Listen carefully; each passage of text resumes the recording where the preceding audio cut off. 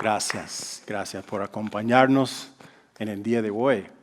Que Dios nos bendiga mientras meditamos su palabra. Amén. Amén. Como inmigrante, imagino que cuando uno puede suceder, en algunos casos que cuando uno vea un agente del gobierno, un agente de ICE o de CBP, uno se ponga nervioso, no sabiendo, o si cuando reciba una carta del gobierno que no sabe si volvieron a cambiar las reglas otra vez, o si ve un agente de una de esas agencias, ¿qué va a hacer? ¿Se va a acercar a mí? ¿Va a pedir, ver mi identificación? ¿Va a chequear para ver si estoy aquí legalmente o no? ¿O quizás hacer otra cosa? Debe de producir nerviosismo a veces, preocupación. De repente la persona está. Jesús va a venir por segunda vez. La Biblia dice claramente que Él va a volver a juzgar al mundo. De repente estará. No sabemos cuándo, pero de repente aquí estará entre nosotros para juzgar al mundo. ¿Eso te hace nervioso? ¿Cómo crees que Jesús quiere que te sientas sobre su segunda venida? ¿Cómo quiere que Él que tú te sientas? La verdad es que Él quiere que tengas confianza para el día del juicio, para que lo veas con confianza y reacciones con confianza cuando Él venga. Y en esta primera carta de Juan, por medio de la pluma del apóstol Juan, Él nos muestra eso, cómo podemos tener confianza ante Él en su venida, cuando venga, aunque no sabemos cuándo será. Y va a mostrarnos cómo eso también afecta la manera en que vivimos, la motivación de nuestra vida. Pero primero quiero contarles una historia antes de leer el texto. Imagina un niño que crece en una familia muy pobre y el papá de la familia realmente no tiene muchas habilidades. De hecho, la única habilidad que él tiene es robar dinero, defraudar a la gente, atracar. Entonces, es así como él mantiene a su familia. Roba dinero a las personas de su pueblo regularmente, pero reconoce que necesita traer más dinero, entonces enseña a su hijo a hacer lo mismo. Él es chiquito, quizás la gente no va a prestar atención a él, entonces le enseña a robar, a defraudar, etc. Entonces, el niño ya a la edad de 7 ya es muy bueno para hacer esas cosas. Y el papá, si el niño no trae suficiente dinero a la casa, lo golpea o le quita su alimento. Entonces ya está acostumbrado a la violencia. Él cree que así se hace. Si cuando se necesita algo se lo roba o lo hace por violencia. Pero sucede una tragedia. Los papás del niño mueren en un incendio en la casa. Entonces él está solo y lo ponen en un orfanato. Entonces un día viene una pareja, los García, al orfanato buscando un hijo para adoptar. Y le cuentan la historia de este niño.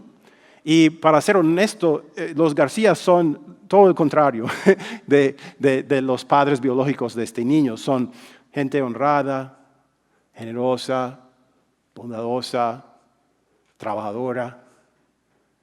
Y cuando escuchan la historia de este niño, se llenan de compasión y amor y deciden adoptarlo. Los primeros meses de su vida con este niño son un poco duros, porque varias veces a la semana él vuelve de las clases de la escuela con dinero en su bolsillo y adivina de dónde consiguió ese dinero.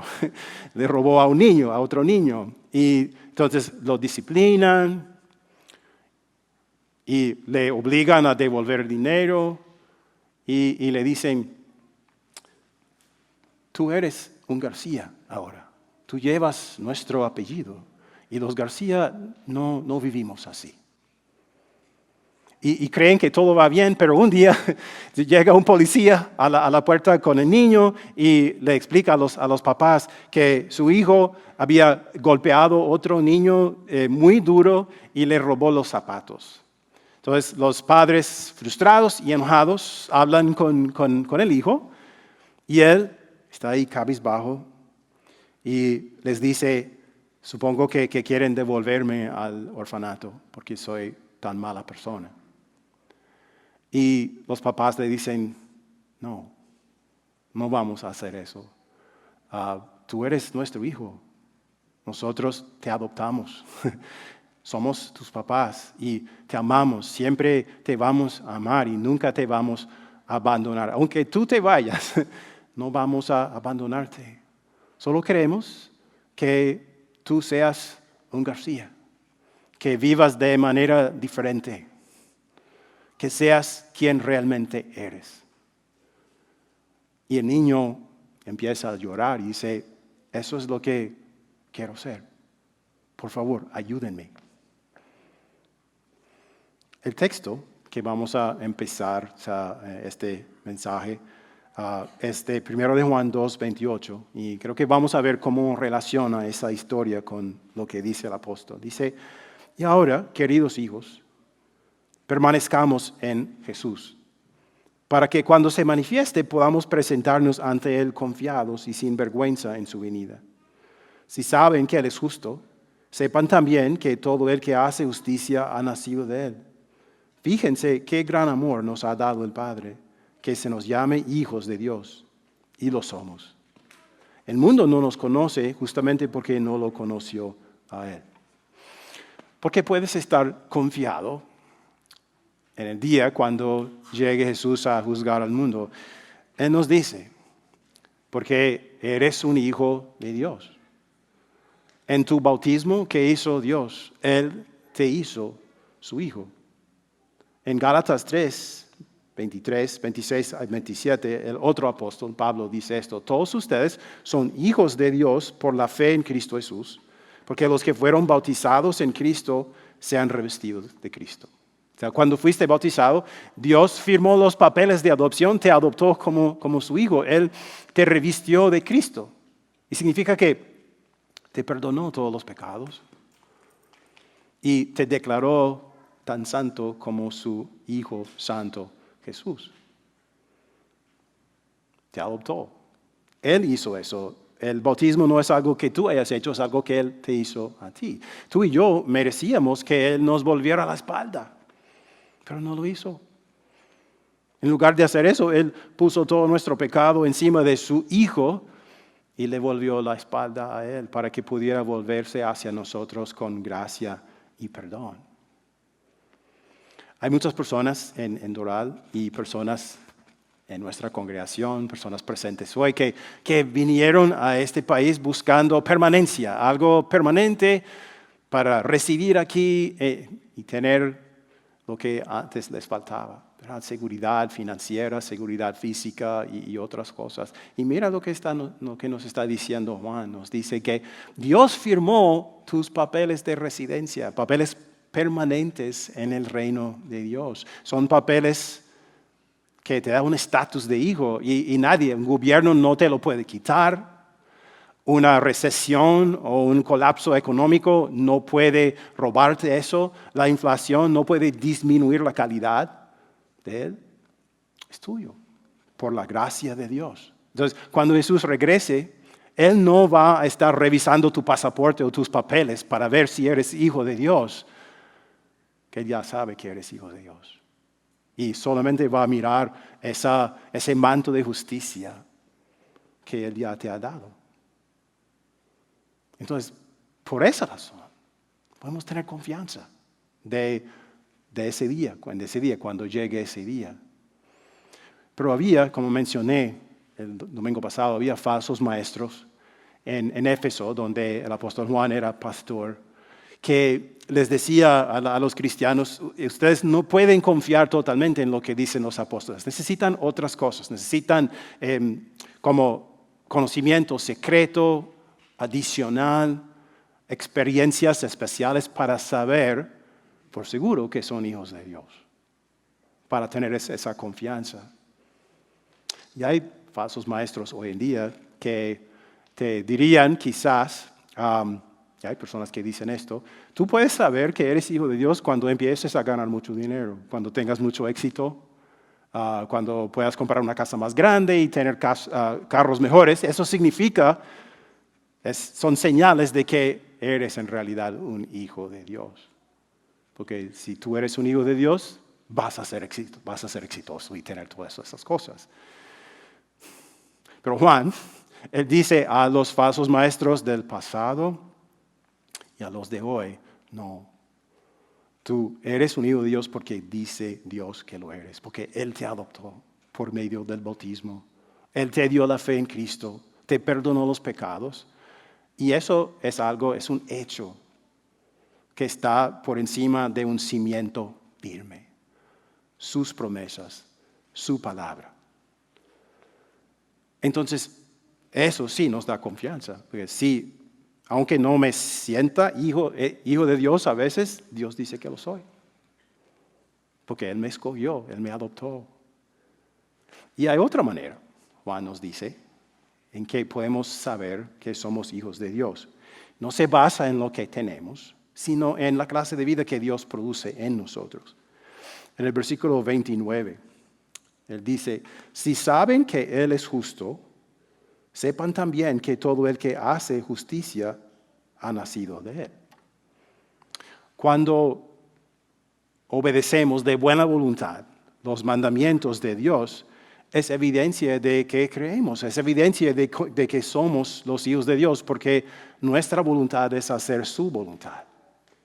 Significa que el Espíritu, tenemos una conexión con Jesús por la fe, significa que el Espíritu Santo está obrando en nosotros y produciendo frutos. Es evidencia. En Gálatas 5, el apóstol Pablo, voy a volver al Pablo otra vez, él dice, en cambio, el fruto del Espíritu es amor, alegría, paz, paciencia, amabilidad, bondad, fidelidad, humildad y dominio propio. No hay ley que condene estas cosas. Los que son de Cristo Jesús han crucificado la naturaleza pecaminosa con sus pasiones y deseos. Vivir así no te hace un hijo de Dios. Pero si eres un hijo de Dios, así vas a vivir, vas a producir frutos así. Y es reconfortante, ¿verdad? Porque tú no tienes que hacerte un hijo de Dios por medio de tus acciones, porque de esa manera no tendrías ningún consuelo en el último día. Si depende de ti, siempre tendrías dudas, ¿verdad? Pero si depende de Dios, de la obra de Dios en tu corazón, de su decisión de adoptarte y de salvarte, entonces puedes tener confianza. Y por eso, las primeras palabras de Juan eran, permanezcan en ¿quién? En Jesús.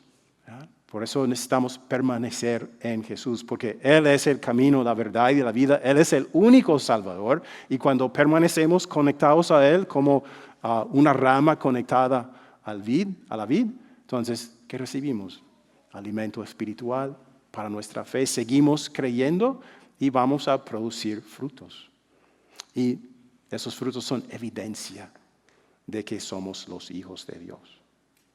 Entonces, ¿por qué tener confianza? Porque Dios nos adoptó como sus hijos. Y Él nunca nos vuelve la espalda. Y está produciendo evidencia de eso en nuestras vidas. Y vamos a decir, ok, mi fe es real. Estoy produciendo frutos por su poder, por el Espíritu Santo.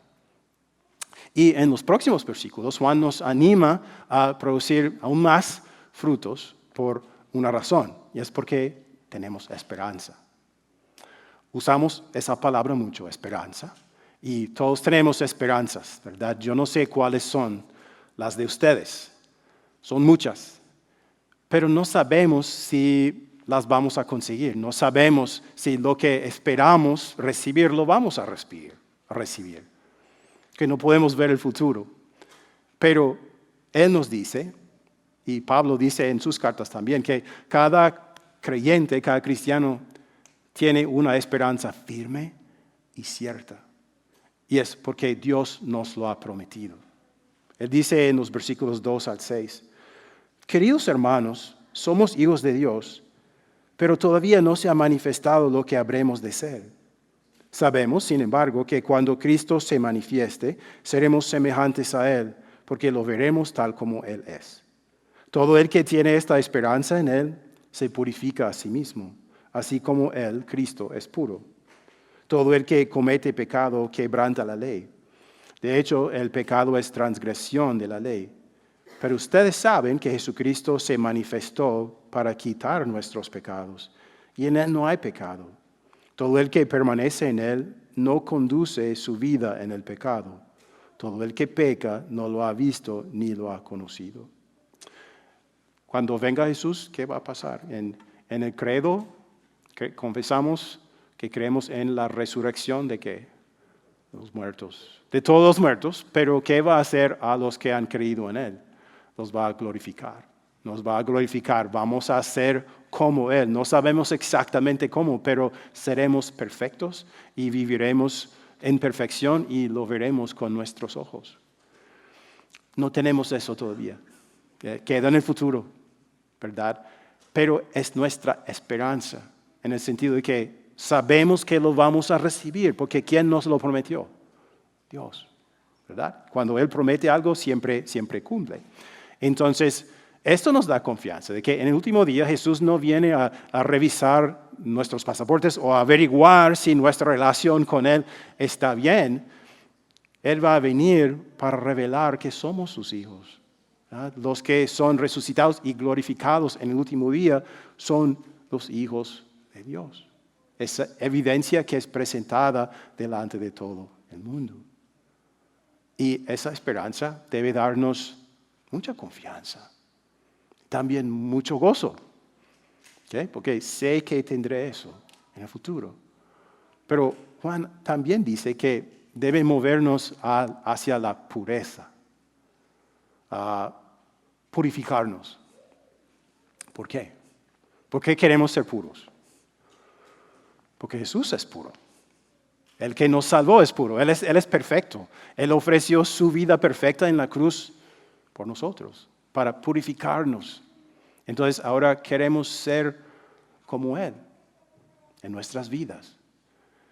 No sé si han escuchado de actores. Cada actor, no sé si usted ha protagonizado a alguien en una obra de teatro o quizás en una película, pero los actores siempre tienen que prepararse para interpretar un papel en una película. Pero hay actores que van, mucho más allá de la preparación normal. Han escuchado de actores que hasta, por ejemplo, si el personaje que van a interpretar en la película es muy delgado, entonces rebajan mucho para ser muy delgado, cortan su pelo como esa persona. Si es una historia real, entonces va al lugar donde nació y vivió esa persona para hablar con las personas que él conocía, etc. O sea, hace una preparación muy profunda para que pueda interpretar ese papel con mucha precisión. Y los resultados a veces son asombrosos. Uno dice, wow, okay, merece un premio. Piénsalo así con respecto a nosotros. Sabemos que cuando Jesús venga, seremos perfectos. No tendremos pecado. Y eso para nosotros no es realidad ahora. Pero queremos vivir así ahora mismo. Es decir, quiero hacer todo lo posible por vivir cada día mejor, dar más frutos, adorar a Dios, alabar y amar a Dios y a mi prójimo más y más cada día para ser como Él ahora mismo. Yo sé que no voy a llegar totalmente a eso. Seré perfecto en aquel día, no ahora, pero quiero hacerlo ahora. Quiero empezar a hacerlo ahora. Porque Él es puro, porque Él me ha salvado. Y eso significa no vivir en transgresión y en pecado, sino en justicia. Vivir una vida diferente. Cuando estaba perdido, cuando no creía, vivía una vida dedicada al pecado, pero ahora quiero vivir una vida dedicada a Él. Y yo sé que tú quieres eso también. Pero a veces no lo hacemos. A veces nos desviamos de la voluntad de Dios y hacemos nuestra voluntad, que no es buena. Y eso puede causar que otras personas cuestionen nuestro estatus de hijos de Dios. Y puede hacernos a nosotros cuestionar nuestro estatus de hijos de Dios. Es decir, si yo soy un hijo de Dios, si yo creo en Jesús, ¿cómo pude hacer eso? ¿O cómo pude pensar eso? O decir esto. Si soy hijo de Dios, ¿cómo? Puede causar que dudemos de nuestro propio estatus. Pero en los últimos versículos, Juan nos da consuelo y también motivación. Como mencioné el domingo pasado, esos maestros falsos que estaban en Éfeso seguían una filosofía ajena a lo que los apóstoles habían enseñado. Y algunos de ellos creían en una filosofía dualista que decía que el cuerpo es, ¿se acuerdan?, malo y el espíritu o el alma es bueno. ¿Okay? Entonces decían, tu cuerpo es malo, la meta de la vida es ser puro espíritu. Entonces lo que tú hagas con tu cuerpo no importa, va a ser destruido y no puede afectar tu alma. Entonces vive como tú quieras. ¿Se acuerdan de eso? ¿Qué dice Juan en los versículos 7 al 10? Dice, queridos hijos, que nadie los engañe. El que hace justicia es justo, así como Él es justo. El que practica el pecado es del diablo, porque el diablo ha estado pecando desde el principio. El Hijo de Dios se manifestó con este propósito, para destruir las obras del diablo. Ninguno que haya nacido de Dios practica el pecado, porque la semilla de Dios permanece en él. No puede conducir su vida en el pecado, porque ha nacido de Dios. Así distinguimos entre los hijos de Dios y los hijos del diablo. Todo el que no hace justicia no es hijo de Dios, como tampoco lo es el que no ama a su hermano. Cuando yo escucho esa palabra engañar, pienso primero en Satanás, porque engañar es su especialidad. Y Adán y Eva fueron su primer proyecto, ¿okay? Porque quiso engañarlos. Antes de engañarlos, ellos tenían su voluntad, estaba en sincronización con la voluntad de Dios. Lo que Dios quería, ellos querían. Así los creó Dios. Pero Satanás les convenció de que la voluntad de Dios no era buena. Perdieron su confianza en el Señor y empezaron a resistirse, a oponerse a la voluntad del Señor. Pero, ¿cómo reaccionó el Señor? En Génesis 3, les prometió un Salvador. Les dijo, alguien va a venir, un descendiente de la mujer, para aplastar la cabeza de Satanás, para destruir su obra, liberar a la humanidad de la culpa, del poder del pecado. Y cuando ellos creyeron ese mensaje, nacieron de nuevo. Y ahora querían hacer la voluntad del Señor, porque estaban vivos espiritualmente. Ahora querían producir frutos. Satanás quiere engañarnos a nosotros también. Y tiene muchas maneras de hacerlo, pero una manera es cuando trata de convencernos de que la clase de vida que llevamos no es importante. Él nos dice, como los maestros falsos de Éfeso, bueno, está bien, o sea, tienes un Dios de gracia, Él te va a perdonar, así que vive como tú quieras. Si quieres vivir una vida de vanidad, de arrogancia, de inmoralidad sexual, de egoísmo o avaricia o racismo, o odio o chisme, no importa, hazlo, porque Dios te va a perdonar. Pero Juan es claro aquí, él dice, Jesús no nos salvó del pecado, no destruyó las obras del diablo para que nosotros anduviéramos en esas mismas obras. No nos liberó para que viviéramos en pecado, sino en justicia. Y otra cosa, otra manera de engañarnos es cuando Él nos dice que si tú pecaste, eso significa que no eres hijo de Dios. ¿Cómo puedes ser hijo de Dios si pecaste? ¿Verdad? Pues tenemos que entender muy bien lo que Juan está diciendo aquí. No está diciendo que los creyentes no pequemos. Lo repito, no está diciendo que los creyentes no pequemos. O sea, no está diciendo que es posible que un creyente viva sin pecado. Qué alivio, ¿no? ¿Okay? Porque sabemos que pecamos. Pero ¿qué está diciendo? Una persona que cree en Jesús no vive en el pecado, no practica el pecado, no abraza el pecado, no ama el pecado. Se resiste, lucha contra el pecado en su vida, se arrepiente de su pecado y cree en Cristo y depende de su poder para vencer, para derrotar los pecados personales en su vida. No sé si algunos de ustedes conocen las palabras de Jesús en Mateo 18, cuando dice, si tu hermano peca contra ti, ve y hacer qué, a reprenderlo, a llamarlo al arrepentimiento, para que confiese su pecado y si se arrepiente, tú puedes decirle, bueno, Dios te perdona. Pero si no se arrepiente, ¿qué dice Jesús que hagamos? Que llevemos a otra persona, ¿ya? Para que seamos dos. Arrepiéntete. Si él dice, no me voy a arrepentir. Dice, lleva otra persona.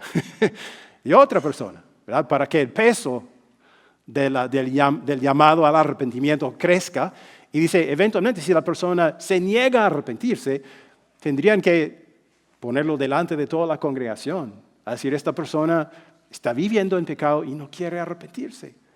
Entonces toda la congregación le dice, si tú no confiesas tu pecado, tú dices que Dios es un mentiroso y no puedes recibir su perdón. Pero si la persona persiste, ¿qué nos dice Jesús que hagamos? Que lo tratemos como un incrédulo, porque es lo que es. ¿Ya? Dice que el que vive en el pecado y no quiere arrepentirse, que no quiere abandonarlo y que no quiere luchar contra él, no es un creyente. Es evidencia de que esa persona no cree. Entonces, debemos hacernos algunas preguntas. ¿Estoy en mi vida abrazando el pecado o resistiendo el pecado? ¿Estoy dejando que el pecado domine mi corazón y mi vida o me estoy arrepintiendo de mi pecado y dependiendo de Dios para luchar contra los pecados en mi vida? Si estás luchando, todavía crees. Si te arrepientes, si dices, Dios, lo siento, otra vez lo hice, pero ayúdame, perdóname y ayúdame, es porque crees. Pero si no, si dejaste de luchar contra el pecado, si dejas que el pecado sea tu amigo, si lo abrazas y no te arrepientes, significa que no crees o que ya no crees. Y para ti, el día cuando venga Jesús no va a ser un buen día. Va a ser un día de horror, de miedo, de tristeza. Pero no tiene que serlo. Porque Jesús quiere todavía que tú tengas confianza en el día de su venida. Él quiere que lo tengas. Y no importa por cuánto tiempo te hayas apartado de Él, no importa. Él dice, arrepiéntete ahora. Confiesa tu pecado a Dios. Y ve al lugar donde Él venció al diablo. Ve a la cruz. La semana pasada Juan dijo, si confesamos nuestros pecados, Dios es fiel y justo para perdonarnos y purificarnos de toda maldad. Y es lo que te dice a ti. O sea, no importa lo que hayas hecho o lo que hayas dejado de hacer, ve a la cruz, confiesa tu pecado y cree que allá en la cruz Jesús lo quitó completamente. Y puedes tener confianza en el día de su venida. Pues si Jesús hizo todo eso para vencer al diablo, destruir las obras del diablo, ¿deberíamos vivir como si no hubiera hecho eso? No, de ninguna manera. Vamos a querer vivir como hijos de Dios. Los hijos de Dios que somos por su gracia. Entonces podemos hacernos otras preguntas. Es decir, esta semana, ¿cómo la voluntad de Dios va a informar e influenciar mis pensamientos, mis palabras y mis obras? ¿Cómo la voluntad de Dios va a influenciar las relaciones que tengo con otras personas en mi vida, con mi esposa, con mis hijos, con mi empleado, mi empleador, con mi amigo o mi vecino o la persona que conozco en la calle. ¿Cómo puedo mostrar que soy un hijo de Dios? Lo puedo mostrar dando fruto, el fruto que Jesús produce en mí, siendo como Él, porque soy su hijo. Entonces tenemos que hacer una cosa, permanecer en ¿quién? En Cristo. ¿Está? Porque sin Él estamos muertos, sin Él no tenemos nada, sin Él no podemos producir frutos. Entonces, si soy una rama, Jesús es la vid, simplemente permanecer en Él, permanecer en su palabra, dejar que su palabra, su sacramento me alimente mi fe, y así seguiré creyendo hasta ese día y daré fruto. Y tú puedes dar fruto también. Puedes dar fruto porque sabes que eres su hijo. Él te declaró su hijo en tu bautismo. Puedes dar fruto porque tienes esperanza. Sabes que algún día serás como Él. Es su promesa. Y también puedes dar fruto porque Él ha vencido la obra del diablo y el diablo ya no te controla. El pecado ya no te controla. Jesús. Entonces puedes tomar la decisión cada día de permanecer en Él y de dar fruto. Amén.